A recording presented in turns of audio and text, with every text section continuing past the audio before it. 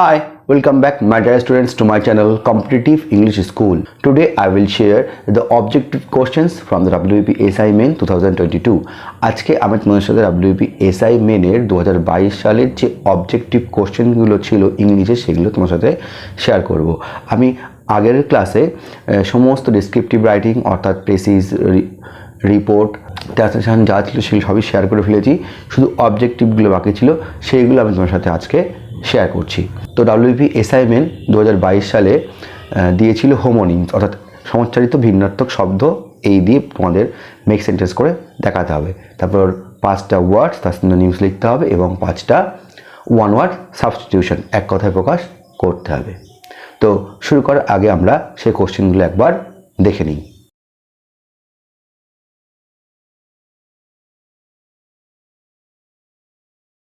Make sentence with the following words to differentiate them in meaning from each other. A. Accept, accept. B. Altogether, altogether. C. Descent, descent. D. Loose, loose. E. Quiet, quiet. 4. Write the synonyms of the following words. A. Carcass. B. Confess. C. Eternal. D. Rare. E. Resilient. 5. Substitute the following phrases by a single word that best illustrates its meaning. A. One who knows or sees everything. B. One who does not believe in God. C. Incapable of being seen through. D. Destitute of knowledge. E. Contrary to law. তো আমরা কোশ্চেনগুলো দেখে নিয়েছি, তোমরা নিজেরা একটু practice করো, তারপর আমি তোমার সাথে পুরো সলিউশনটা শেয়ার করছি। তো আশা করব তোমরা সকলেই প্র্যাকটিস করছো। আমি এবার সরাসরি চলে যাচ্ছি এর সলিউশনে। Solution and analysis. 3 নাম্বার যে কোশ্চেনটা ছিল সেখানে বলা ছিল make sentence with the following words two differentiate them in their meaning, অর্থাৎ বাক্য রচনা করে এই দুটো ওয়ার্ডের মধ্যে যে মিনিংটা আছে সেই মিনিংটা তোমরা লেখো বা তুলে ধরো। অর্থাৎ এর আগে বলা আছে অ্যাকসেপ্ট আর এক্সেপ্ট। ACCEPT অ্যাকসেপ্ট মানে গ্রহণ করা আর EXCEPT এক্সেপ্ট মানে বাদ দিয়ে। তো আমি লিখেছি he accepted his friends proposal, সে তার বন্ধুর প্রপোজালটা গ্রহণ করেছিল। He accepted his friends proposal লিখেছি পাস্ট ইনডিফিনিট টেন্সে।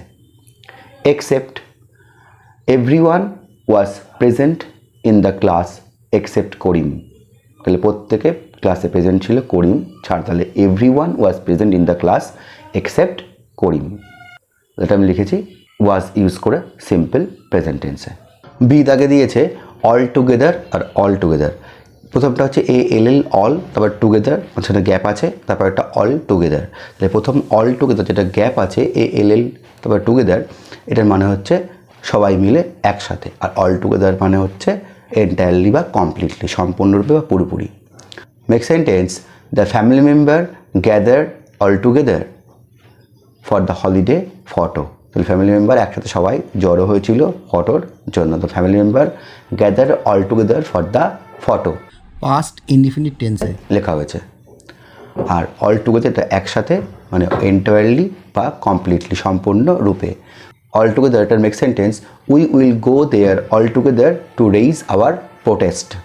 তাহলে সবাই সেখানে একসাথে যাব প্রোটেস্টটা করতে, তাহলে we will go there all together to raise the protest. Actually all together যেটা আলাদা করে লেখা অ্যান্ড অল টুগেদার এর ডিফারেন্স খুবই কম, নেই বললেই চলে।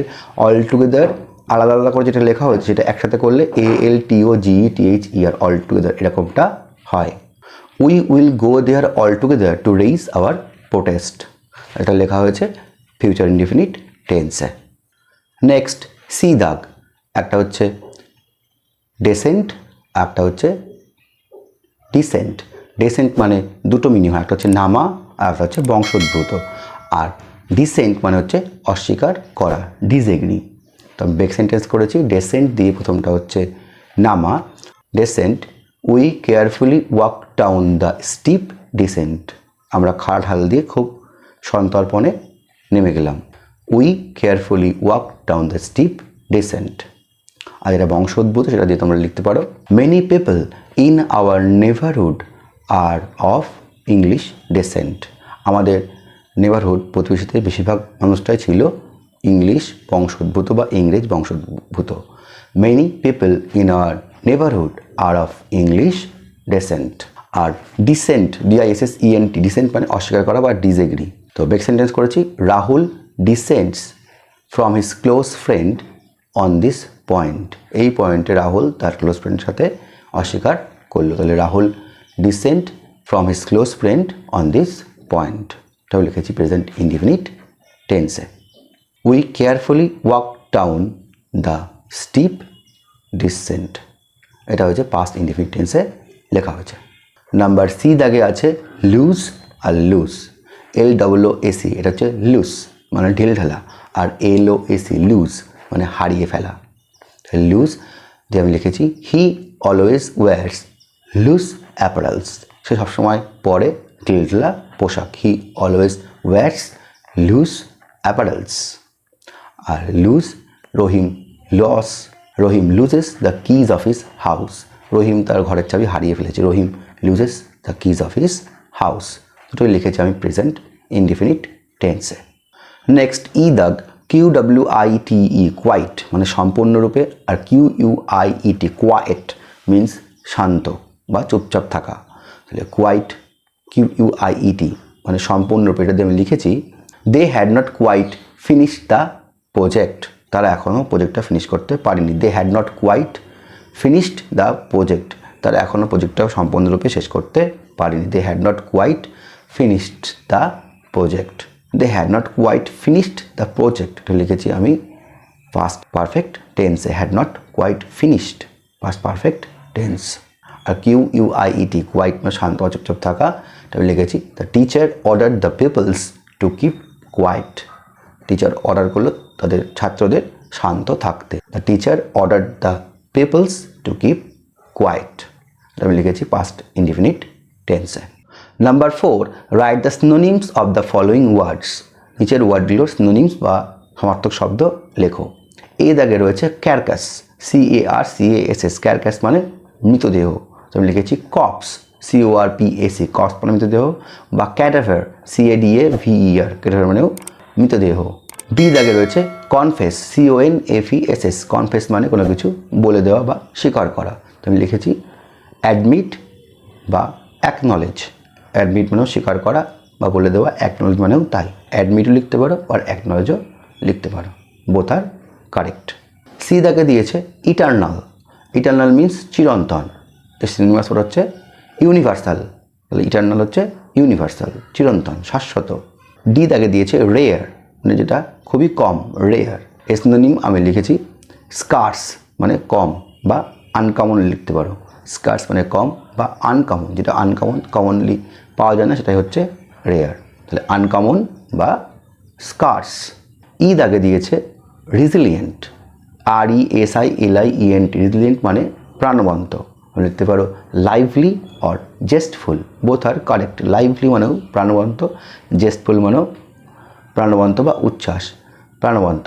তাহলে LIVELY লাইভলি বা zestful ZESTFUL, both are correct.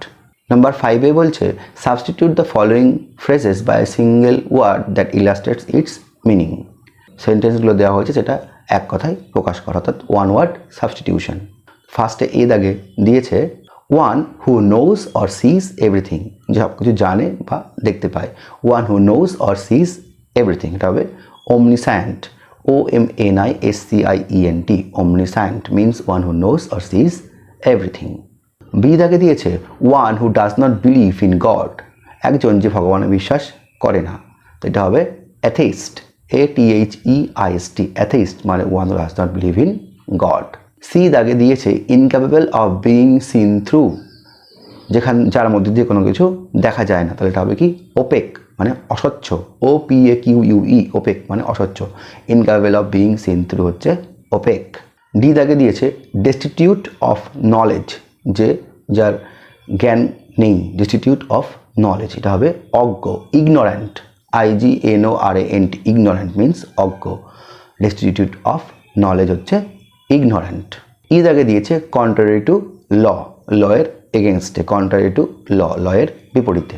এটা হবে ইললিগাল, ইললিগালি কোনো কিছু করাই হচ্ছে লয়ের বিপরীতে, ইললিগাল বা আনলফুল, যেগুলো লয়ের এগেনস্টে, ইললিগাল বা আনলফুল, বোথ আর কারেক্ট।